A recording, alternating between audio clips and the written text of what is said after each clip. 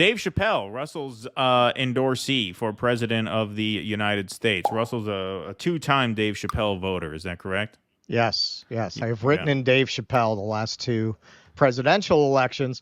I was hearing rumors from various wags that Chappelle was a Zionist, and that was hard for me to believe, but this happens a lot where people surprise you with this shit, particularly on this subject. But no, it turns out I can go for the three-peat on Dave Chappelle. Yep. There you go. You don't have to rescind any endorsements here. Dave Chappelle says there's a genocide in the Gaza Strip as Israel-Hamas war rages on there. American comedian Dave Chappelle said Thursday a genocide is striking the Gaza Strip amid the Israel-Hamas war to cheers during his performance in the capital of the United Arab Emirates, while urging Americans to fight anti-Semitism so Jews don't feel like they need to be protected by Israel.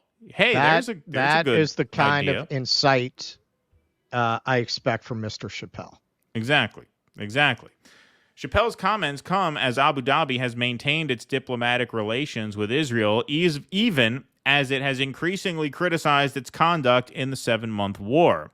Meanwhile, while pro-Palestinian marches have swept across the wider Middle East since the war began, protests and speech remains tightly restricted in the Emirates, a federation of 7 sheikdoms on the Arabian Peninsula.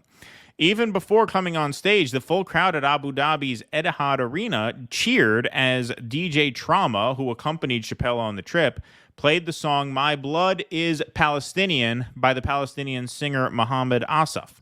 The thousands there agreed to place their switched-off mobile phones in the locked pouches for the performance, a standard feature of Chappelle's shows. That's why we never get any video of any of this.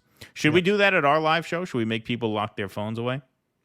Well, we were going to throw them in a big bucket. I was going to say, you give them to Vito, and he'll take care of them. He'll make sure nothing happens to them. Yeah, on the way in. Yeah, you just got to tip him a little to get him back. Yeah, exactly. Throw him a few bucks, and he'll watch out for you. Exactly. Service charge. Yeah. About halfway through, in a wide-ranging comedy set in Abu Dhabi, Chappelle, a Muslim, initially said he had been told by his friends either to discuss the war or not. From the audience, a woman screamed, "Free Palestine." The crowd cheered. Chappelle then said the Gaza Strip faces a genocide. He also said that making Jews safer in America amid rising cases of anti-Semitism would make them realize they don't need Israel as an ultimate protector. Another moment also displayed just how diverse the crowd was in the Abu Dhabi. In telling another joke about how Jews cheer while drinking, Chappelle said, L'chaim, or to life in Hebrew. L'chaim. But when touching on the upcoming U.S. election, Chappelle's mention of President Joe Biden, who has promised ironclad support for Israel, drew widespread boos throughout the arena. Donald Trump drew scattered cheers. Chappelle, as other artists during the performance, told some racy jokes and swore, but they largely avoided discussing local politics, though Chappelle did make a sly joke about the UAE's widespread surveillance network and another deadpanning about how difficult it is to be gay in the country, or how difficult is it to be gay in the country as homosexuality is illegal. But he also came out on stage with a falcon on his arm, a symbol for the UAE. Chappelle 50 won the Mark Twain Prize for American Humor in 2019. He performed at the Abu Dhabi Comedy Week. So yes, you're right. That is an insight I would kind of expect from him. Yeah. Chappelle, after his first couple specials, like the last few have been pretty weak, frankly. But he's a great observer of the social scene. His commentary is always incisive and always thought-provoking. You don't have to agree with everything that he says, but I think when you see something like that, the people who wanted to cancel him because of a disagreement about a gender ideology that sprung into the public mind 10 minutes ago, and is now rapidly being discredited, shows you exactly why censorship is out of bounds. The crowds are crowds move in all kinds of directions. The crowds are prone to mass hysteria and mass moments of trends that they later disavow. You cannot put that power into the hands of the whims of the population, because what they want to censor today will be what they're embracing tomorrow, or what they celebrate today they'll disavow tomorrow. You just have to have a blanket standard of no censorship. Yes, indeed. Indeed. And, you know, it's funny because that whole space Jews joke would lend you to believe that he sees Israel as a colonizer state. So it was kind of weird when I heard rumors that he was not Right. sympathetic to the Palestinian cause. And Yeah. look, that was it. He's been called out on that on that bit too that he said about, which I thought was pretty funny. Yeah, it's a good joke. Where he talked about, you know, basically Jews controlling Hollywood without saying Jews, and at the end, Right. and there are these people controlling it, whoever they are. Right.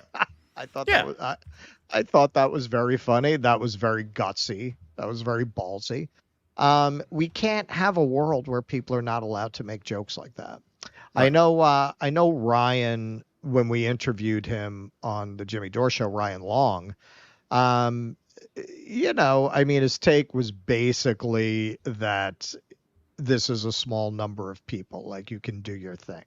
And I think that's true. You know, I think, you know, Seinfeld got a lot of blowback actually on his whole thing about, Yeah. you know, complaining that you can't do comedy anymore. And look, I mean, Chappelle, in the end, he didn't even get taken off Netflix, right? No.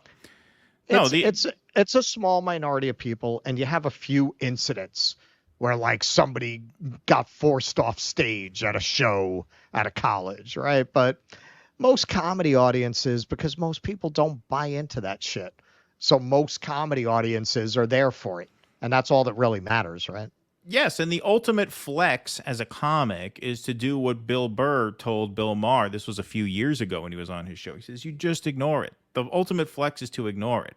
If you're Jerry Seinfeld and you're a billionaire comic and you're going Bill Burr around, said that also about Seinfeld. Yeah. You're going around bitching to interviewers about how the college kids won't laugh at your jokes. I mean, it just looks so weak. And, you know, Seinfeld does that. Bill Maher does that. Just go tell your jokes. And on the, you know, on the rare occasion where an audience is too uptight to appreciate it, all right, so that's not your crowd. That's not your crowd. And they get the message that they won't come. Yeah. That's all. Yeah, exactly. The ultimate flex is to just do your thing, ignore it, and trust that your audience will find you. And in the case of the good comics, they most of the time do, right? That's not to say everybody blows up and becomes the next Richard Pryor or George Carlin, but if you got chops, you can work as a comic, or, you know, Dave Chappelle, obviously, superstar. Not everybody's going to reach that level. But if you got chops, you know, you will find an audience that appreciates look at Ryan. it. Yeah, Ryan exactly. built his audience through the height of cancel culture. He's dropping videos about, you know, fashion models who only photograph morbidly obese women. At the height of that, he was dropping those videos. Right. And he's done just fine as far as I can see. So Exactly. So the ultimate flex is to just keep on plowing ahead. Please clap.